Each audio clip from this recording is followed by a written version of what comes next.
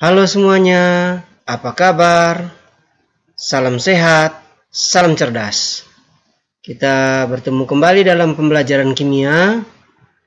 Kali ini kita akan kembali membahas materi tentang hidrokarbon bagian kedua.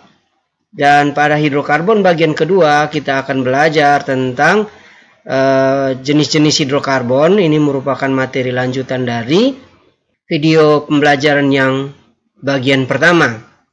Yang kedua, kita juga akan belajar tentang alkana, yaitu tata nama alkana. Oke, selanjutnya kita perhatikan tentang hidrokarbon. Hidrokarbon terbagi atas dua, yaitu hidrokarbon alifatik dan hidrokarbon siklik. Hidrokarbon alifatik juga bisa dibagi lagi menjadi dua kelompok, yaitu hidrokarbon jenuh atau yang kita sebut dengan alkana, dan yang kedua adalah hidrokarbon tak jenuh yang terdiri dari alkena dan alkuna. Kemudian hidrokarbon siklik itu dibagi menjadi hidrokarbon heterosiklik, karbosiklik, alisiklik, dan aromatik. Nah, ini merupakan skema pembagian senyawa hidrokarbon. Mari kita perhatikan yang pertama, hidrokarbon alifatik. Senyawa hidrokarbon yang rantai karbonnya terbuka, baik yang rantai bercabang maupun tidak bercabang, kita sebut dengan hidrokarbon alifatik. Hidrokarbon alifatik terbagi dalam dua kelompok, yaitu hidrokarbon jenuh. Hidrokarbon jenuh merupakan senyawa hidrokarbon yang ikatan antar atom karbonnya jenuh atau berikatan tunggal, dan kita sebut dengan alkana. Nah, contoh alkana adalah ini. Kita perhatikan rumus struktur berikut. Ini merupakan contoh alkana. Ya, perhatikan ikatan antar karbonnya merupakan ikatan tunggal, dan rumus strukturnya bisa kita gambarkan seperti ini: CH3, CH2, CH2, CH3. Namanya adalah normal butana. Kemudian yang kedua, hidrokarbon tak jenuh. Senyawa hidrokarbon yang ikatan antar atom karbonnya tidak jenuh atau berikatan rangkap, kita sebut dengan hidrokarbon tak jenuh. Bila berikatan rangkap 2 disebut alkena, dan bila berikatan rangkap 3 kita sebut dengan alkuna. Contoh alkena adalah seperti ini. Nah, ini ada ikatan rangkap 2-nya dilengkapi dengan atom H. Dan rumus struktur ini kita bisa tuliskan seperti ini: CH2 rangkap CH, kemudian CH2 dan CH3. Ini merupakan satu butena. Nama iupaknya adalah satu butena. Kemudian contoh alkuna, kita perhatikan ada ikatan rangkap 3-nya. Perhatikan ya. Nah, kemudian kita lengkapi dengan masing-masing atom hidrogen. Dan rumus strukturnya bisa kita gambarkan seperti ini juga. Ini merupakan satu butuna. Ya, jadi ini contoh alkena, itu rangkap 2, dan alkuna yang berikatan rangkap 3. Selanjutnya yang kedua, hidrokarbon siklik.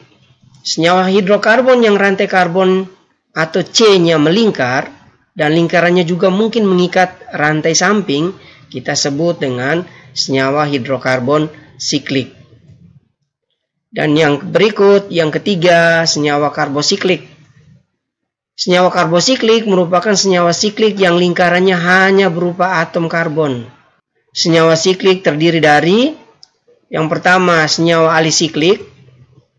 Ini merupakan senyawa karbosiklik dengan ikatan tunggal.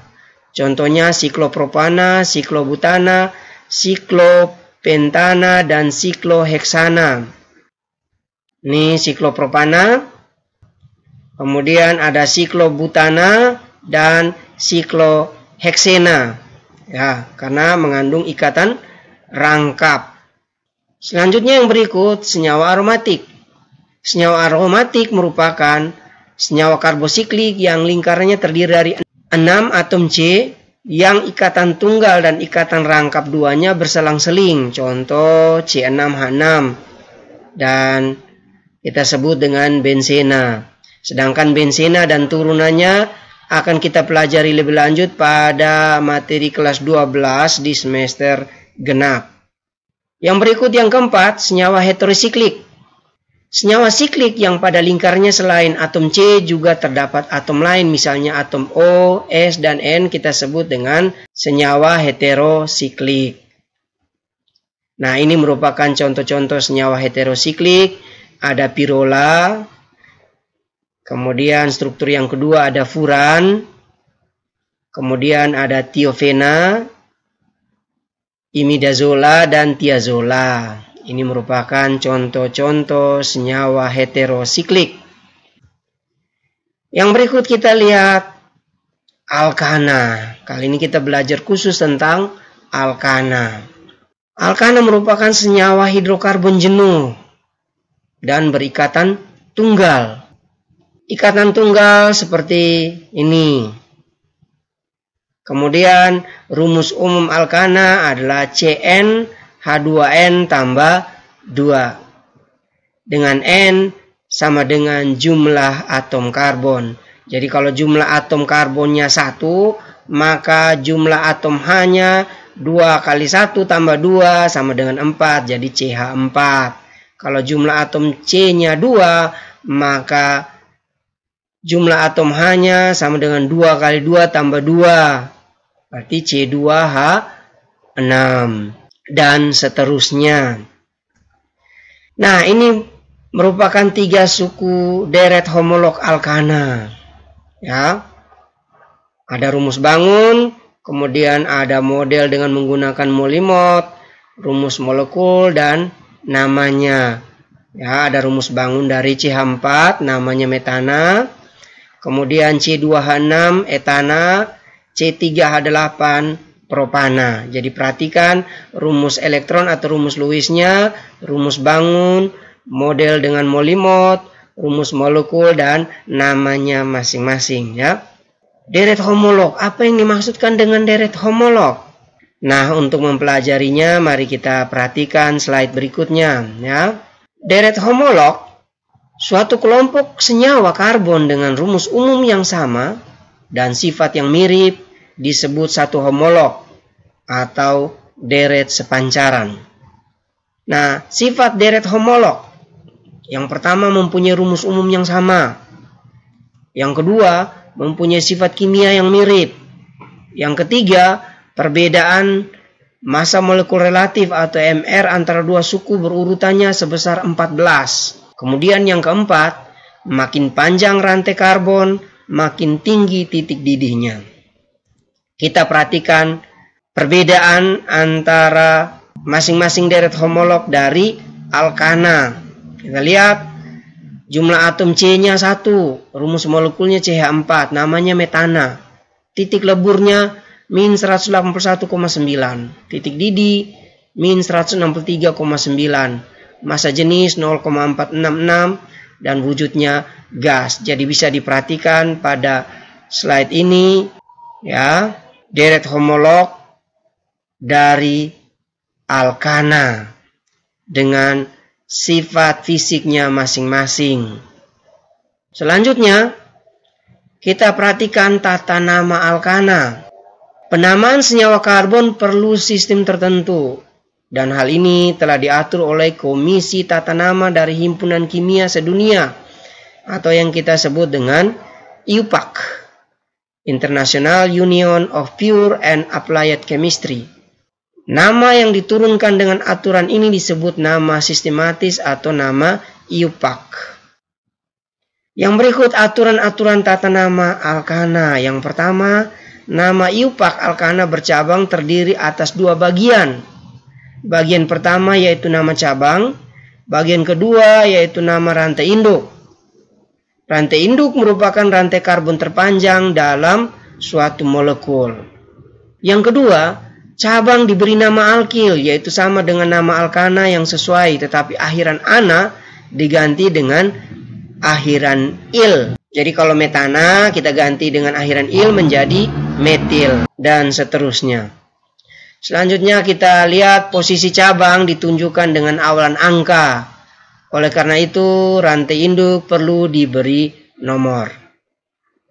Kemudian yang berikut, apabila terdapat lebih dari satu cabang sejenis, nama cabang disebut sekali saja dengan diberi awalan yang menyatakan jumlah cabang. Misalnya 2, kita sebut di, 3, disebut tri, 4 tetra, 5 penta, 6 heksa, dan seterusnya.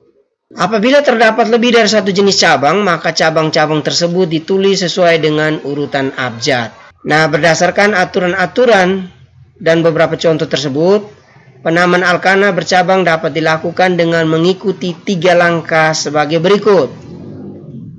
Yang pertama, memilih rantai induk terpanjang.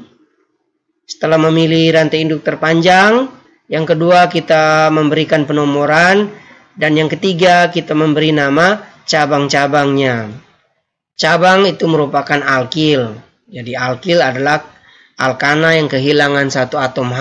Rumus umumnya Cn H2n tambah 1. Kalau alkana Cn H2n tambah 2 ya. Nah, ini merupakan gugus alkil. Ya, cabang-cabangnya yaitu CH3 metil, CH2 CH3 atau C2H5 kita sebut etil, CH2 CH2 CH3 atau C3H7 kita sebut propil. Kemudian ada CH cabang ke bawah CH3 dan CH3. Kemudian ada CH CH3. Kemudian ada CH CH3 2 kali kita sebut dengan isopropil. Kemudian ada butil atau C4H9. Kemudian ada isobutil, sekunder butil, tulisannya sek butil ya, bacanya sekunder butil. Kemudian ada tersier butil. Nah, ini merupakan nama-nama dari cabang. Dia harus diingat baik-baik ya, karena ini penting dalam proses penamaan suatu senyawa alkana. Yang berikut, bagaimana kita melengkapi penamaan. Ya, nama cabang ditulis dan diikuti nama rantai induk. Kemudian kita menulis cabang dengan awalan angka tempat cabang itu terkait. Setelah itu, di antara angka dan angka diberikan tanda koma, dan di antara angka dan huruf diberikan tanda jeda atau strep datar. Kemudian yang berikut, jika terdapat cabang yang berbeda, maka cabang diurutkan menurut abjad. Nah, untuk lebih jelasnya mari kita perhatikan contoh penamaan alkana. Kita lihat, ada rumus struktur berikut ini. Kita perhatikan, hal pertama yang kita lakukan adalah menentukan rantai induk. Jadi rantai induk merupakan rantai terpanjang atau jumlah atom karbonnya terbanyak. Ya, kita memilih rantai induk adalah yang ini. Kemudian setelah kita menentukan rantai induk, kita bisa memberi penomoran. Ya, kita lihat karbon nomor 1, karbon nomor 2, karbon nomor 3, karbon nomor 4, karbon nomor 5, karbon nomor 6. Dan harus diperhatikan baik-baik, untuk penomorannya harus dimulai dari ujung karbon sedemikian rupa sehingga cabang pertama mendapat nomor terkecil. Untuk rumus struktur ini, seperti pada contoh ini, jika kita memberi penomoran dari ujung kiri, maka cabang pertama berada pada nomor 2. Sedangkan kalau kita memberi, kita balik penomorannya dari ujung kanan, sama, cabang pertama juga berada pada karbon nomor 2. Tetapi pada karbon nomor 2, jika kita mulai dari ujung kiri, terdapat 2 cabang. Jadi kita harus memilih dari ujung kiri untuk penomorannya. Nah, dari penomoran ini ada 6 karbon. Dengan demikian kita sudah mengetahui bahwa nama rantai induknya heksana. Jadi 6 atom karbon itu adalah heksana. Kemudian setelah kita menentukan rantai induk dan nama rantai induk, kita menentukan cabangnya. Nah, kita lihat di karbon nomor 2 ada cabang metil CH3. Kemudian juga masih pada karbon nomor 2 terdapat gugus metil atau cabang metil. Pada karbon nomor 5 juga terdapat gugus metil atau cabang metil. Sedangkan pada karbon nomor 3 terdapat cabang etil atau gugus etil. Nah, sehingga namanya kita tuliskan sebagai berikut. Ya, karena terdiri dari 2 cabang yang berbeda yaitu metil dan etil, maka nama cabang harus disebut berdasarkan urutan abjadnya. Jadi 3 etil 2,2,5 trimetil heksana. Jadi namanya menjadi 3 etil 2,2,5 trimetil heksana. Selanjutnya, tuliskan nama menurut aturan IUPAC dari senyawa dengan rumus struktur berikut.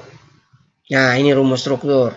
Sama pada contoh sebelumnya, kita tentukan rantai induknya. Rantai induk merupakan rantai terpanjang. Kita perhatikan rantai induk kita tentukan yang diberi kotak merah.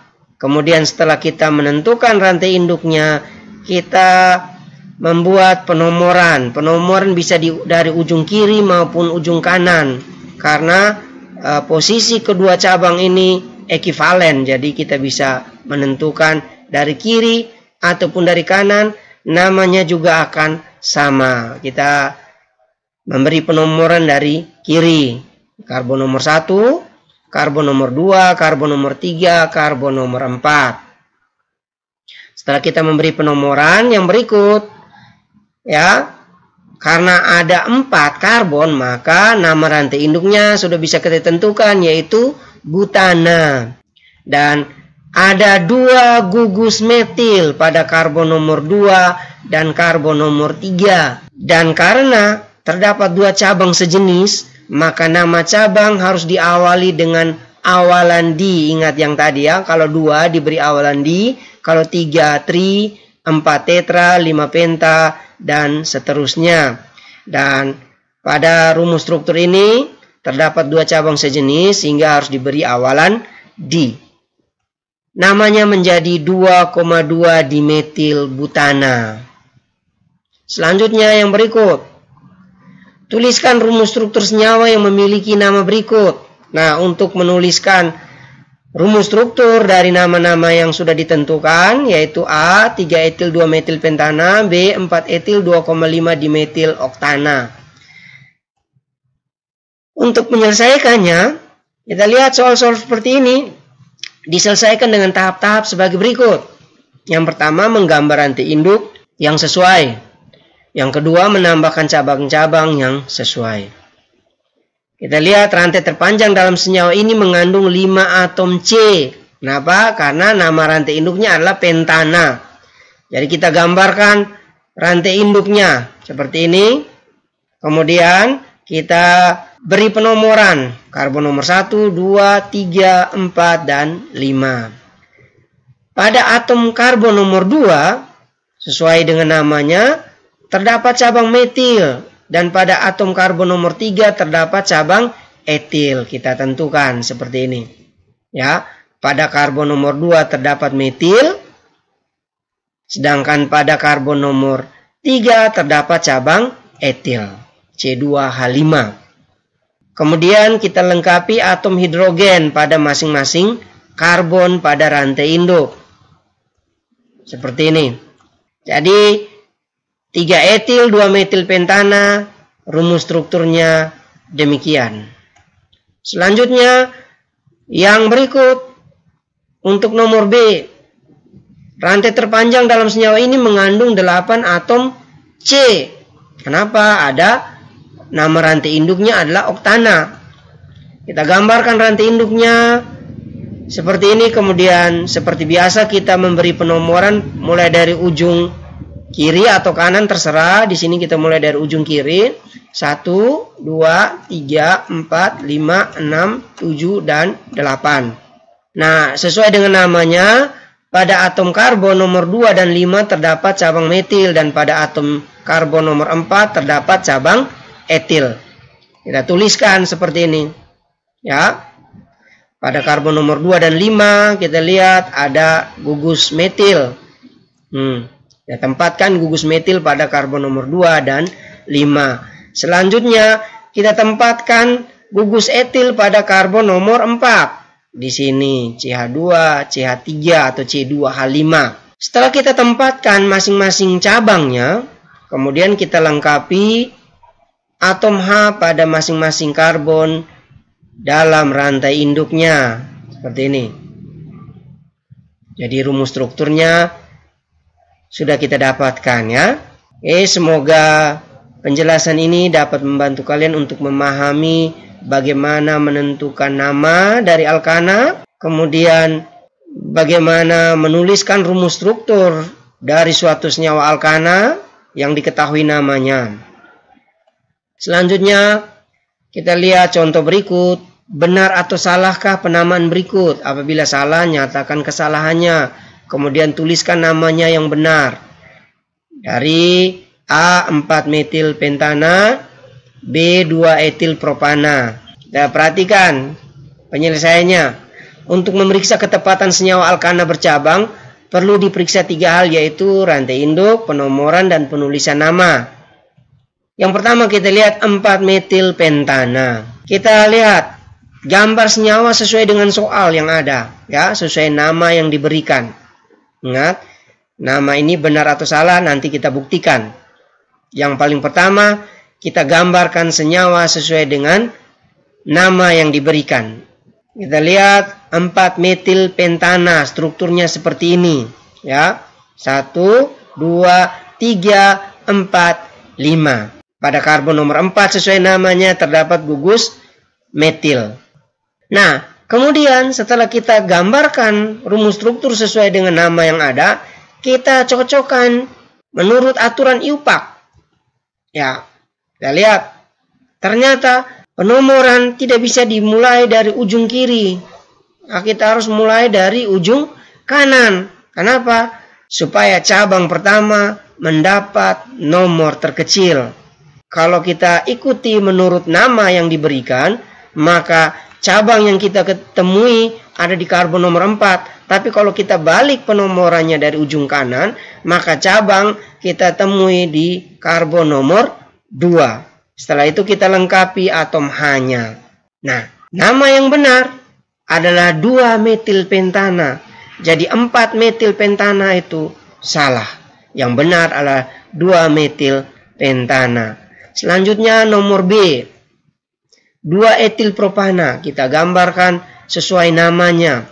Ini 2 etil propana. Kemudian kita beri penomoran 1, 2, 3 sesuai namanya propana.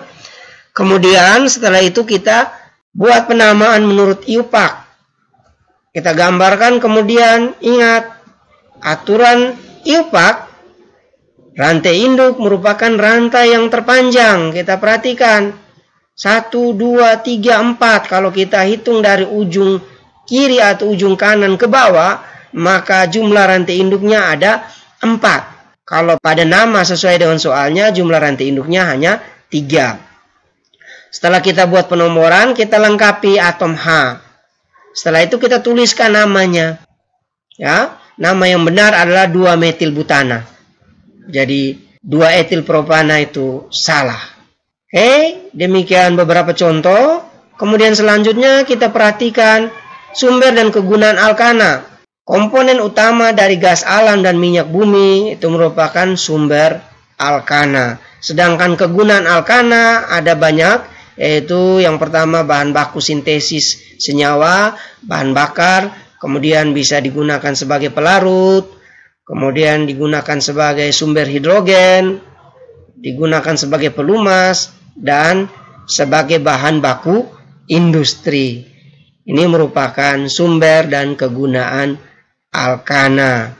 Oke, demikian pembahasan kita pada kesempatan kali ini. Semoga apa yang dibagikan dapat bermanfaat bagi kalian semua dalam proses pembelajaran jarak jauh. Dan ingat, tetap menjaga protokol kesehatan. Ya, tetap semangat, tetap rajin belajar. Salam sehat, salam cerdas.